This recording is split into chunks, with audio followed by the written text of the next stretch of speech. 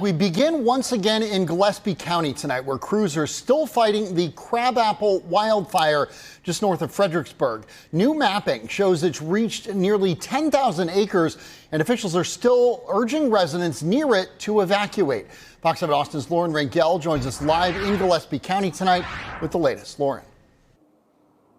Hey, John. Well, the skies are significantly clearer and bluer tonight. We are not seeing nearly as much smoke as we saw yesterday. In addition, some good news with the Crabapple fire. Fire crews have contained it to about 40% now.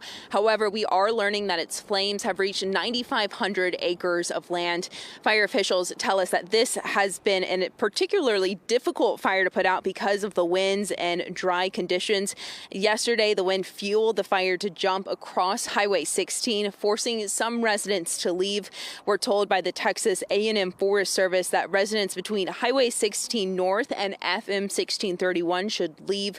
Also between Ranch Road 1323 and Ranch Road 2721. The sheriff's office is reporting about 10 homes with evacuees. The place of shelter tonight is Zion Lutheran Church in Fredericksburg. Conditions we had talked for the last couple months were just ripe for this type of thing, whether that was the wind, whether that was the dry conditions here in the Texas Hill Country. And unfortunately, the worst fears came to fruition.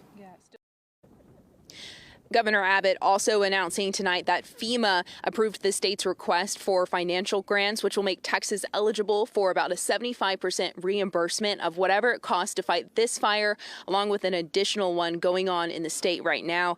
In the meantime, fire crews here are working on building a containment line and diminishing any hot spots, but it could take a couple of days before we see this fire fully put out. In Gillespie County, Lauren Rangel, Fox 7 Austin News.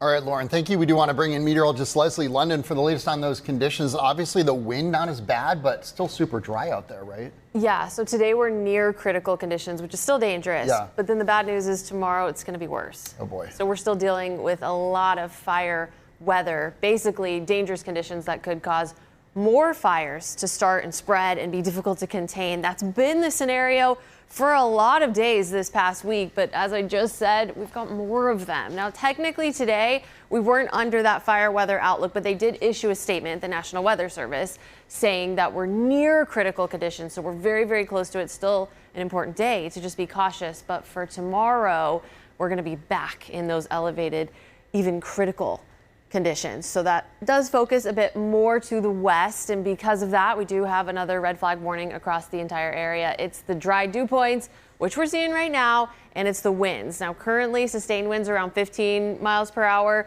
Our wind gusts 25, 30, but tomorrow it's going to be worse. The winds are going to pick up once again, getting a little higher, 30 to 35 miles per hour. That's the main concern, really. Red flag warning for almost all of us. It's starting tomorrow at 11 a.m., lasting until 10 p.m. They're talking about Wednesday also having red flag warning, so it's going to be another week where we're going to have to be cautious.